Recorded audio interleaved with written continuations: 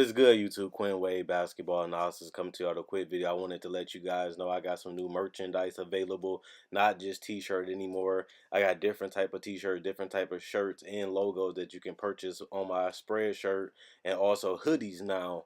We have expanded and added more to the channel and more merchandise for the brand.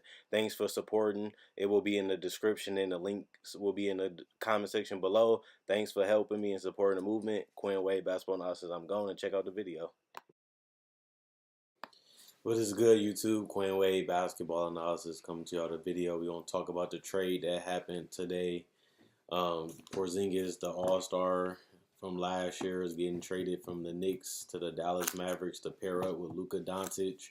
Another thing that I seen that was confirmed is that he planned on signing the qualifying offer, which will allow him to basically become an unrestricted free agent after next season, which means either he can get the max from the Mavericks since they have his rights next year when he plays, or he can literally leave them for nothing too.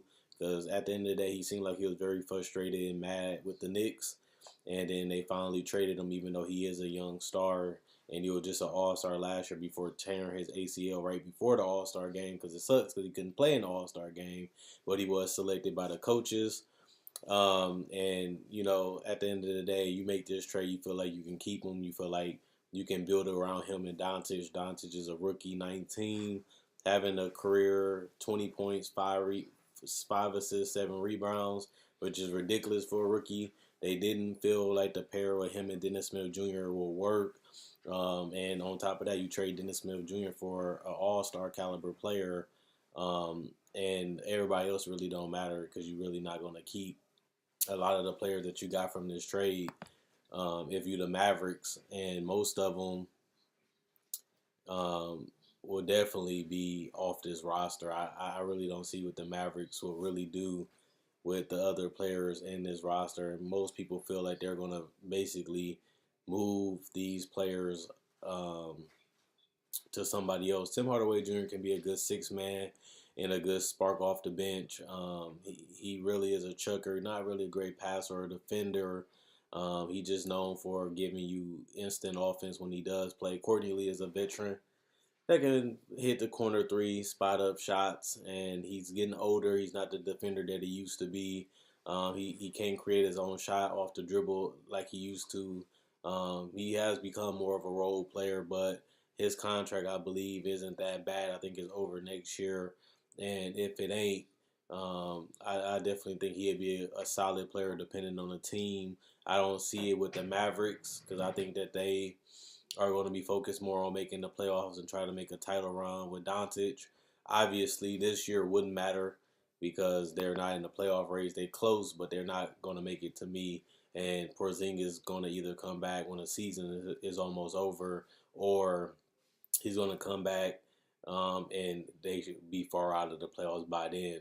So this trade was a trade that a lot of people didn't really know what to believe because at the end of the day, you do get Dennis Smith Jr. and you do dump some contracts that you don't want anymore in order to get rid of Porzingis, who really didn't want to be there anyway, for what I'm hearing. But at the same time, you get a young, promising player in Dennis Smith Jr. that has shown that he was a number 2 pick on a lot of people's draft before he fell a little down as the NCAA season continued to go. So if you feel like he was that good, and the Mavericks did too, because they obviously drafted him and made him their starting point guard over guys like Yogi Ferrell and JJ Barea.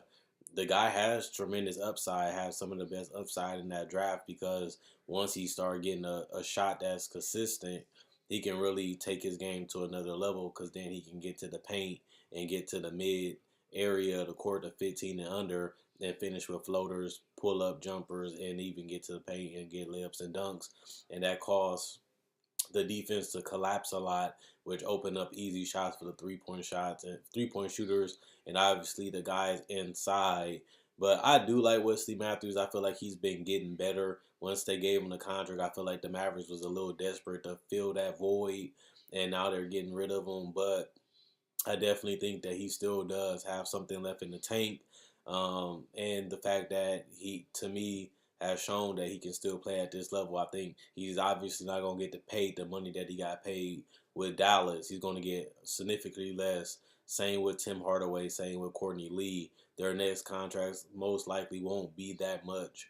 But at the same time, I do personally feel like out of these players, I think Dennis Smith Jr. and Porzingis are the headlines of this trade. Porzingis, we really don't know what he's going to be.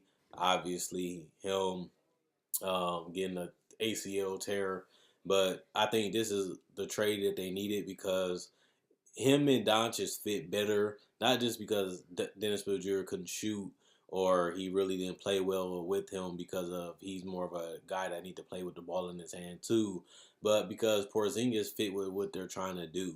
They're trying to have a lot of space and a lot of shooting and guys that can handle the ball and create their shot while also being able to shoot and play off the ball. But Porzingis fit that. Porzingis can post up and shoot over smaller defenders. He can do the pick and pop. He can even step out to the 3-point line, whether it's trailing or through the pick and roll, and knock down a 3-point shot. But not only that, he can actually anchor the defense and be a line of defense, a guy that you can trust to block shots. He's been one of the best shot blockers in the league, and he still have untapped potential at that. And who else to do it? DeAndre Jordan hasn't played that great of defense, but he's more of a liability. He can't shoot free throws. He can't really space out the floor. Even though he is putting up decent numbers, Porzingis can do what he do even better because he's more offensively versatile. Plus, he is taller. He's more lankier, more longer. So his upside is higher, but he's just an all-around better player. I will say DeAndre Jordan is the better rebounder, but outside of that, Porzingis basically got him beat on every other level. Porzingis still do need to work on the jump shot a little bit more. He shot inefficiently, especially from a big man perspective. You want them to be shooting over 50%, even if they play on the perimeter a lot.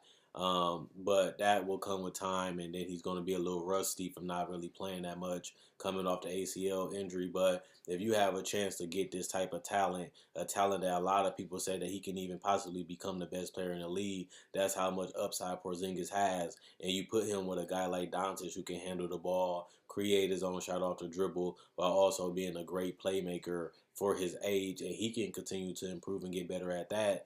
And on the offensive end, he can get his jump shot a little bit more better and figure out the game more as it slows down and become easier as he's become more of a veteran and more experience he gains. This could be a very hard team to beat in the West. You talking about people feeling like Doncic could be an All Star at 19, and the fact that Porzingis is already an All Star because he was selected and did make the team before he was even 23. So this team has upside higher than just him and Dennis Smith Jr. This is higher than a lot of other ceilings from a lot of other teams, and most teams are trying to put a good perimeter player with a good big nowadays too. That's more of the style. You want a big that can do multiple things, and Porzingis can put the ball on the floor too.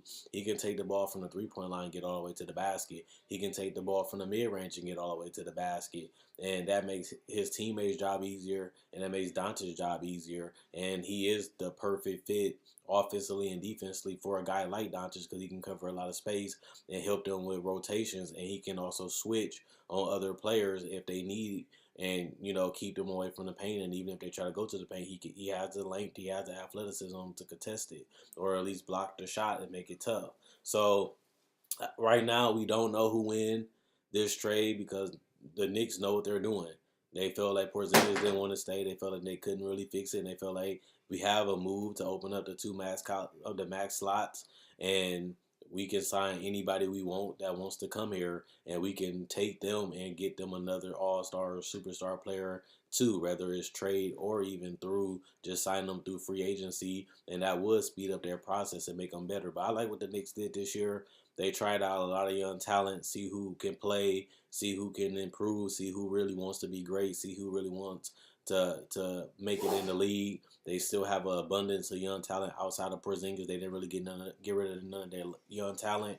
They still have Moutier. They still have Burke. They still have Knox. They still have Alonzo Trier. They still got Mitchell Robinson. So even if they dump those contracts, they don't want no more. They still have all the youth on this roster still, and they still got 2 max contract spots coming up this summer. So I'm not going to really do anything crazy saying about the Knicks because I really don't know if they're going to sign two max free agents, but they do have the ability, and you rather have that option than you know not being cap strapped like the Mavs might be, depending on if they can get them a third superstar, or at least an all-star caliber player or some role players that really fit in with Doncic real well and Porzingis. But I like this trade for both teams because they did keep their young talent with as the Knicks. Besides some, they gave away 2 first-round picks, which could be huge depending on where they're at.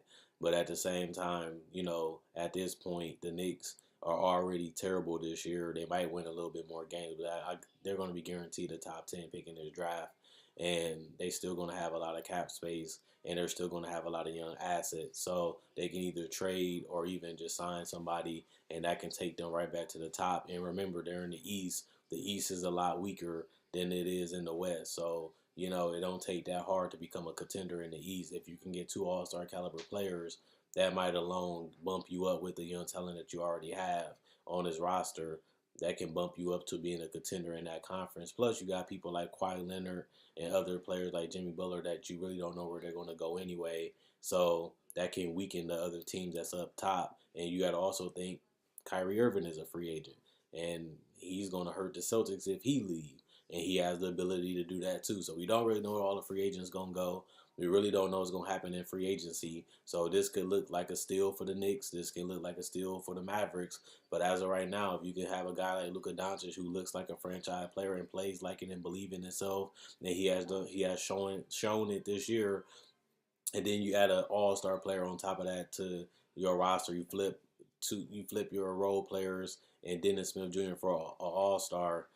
You're not going to complain about that either. So let me know what you guys think. Is this a steal for the Mavericks? Did both team win? Do you think that this was done by the Knicks, giving up an all-star that has high superstar potential for, 2 max cap spots that you might not even get anything out of because people don't have to sign? Or do you think this is the start of a new super team for the Knicks and they ahead of the game? Let me know what you guys think in the comment section below. Check out my website, analysisplayground.com. Link will be in the description, comment section below. Check out my Facebook page, analysisplayground.com. Link will be in the description in the comment section below. Like on Facebook to show support. Thanks for the people that's liking on Facebook. You can also check out my spread shirt if you want to buy any merchandise to support the brand. That's also going to be in the description and in the comment section below. I enjoy making these videos. You guys enjoy watching. That's why I continue to go. But also I make season previews, NBA trade, buyouts. I cover the draft. I cover pre-season, summer league. I also do previews coming into the season. I also do tributes to legends, and I also break down basketball too. So I got a lot to offer. If you like this video, check out my older videos and my playlists that I have available. And if you're a fan, subscribe. And also continue to support Quinn Wade Basketball Analysis. I'm gone. And let me know who won this trade, who lost this trade, or what you think about the trade in the comment section below.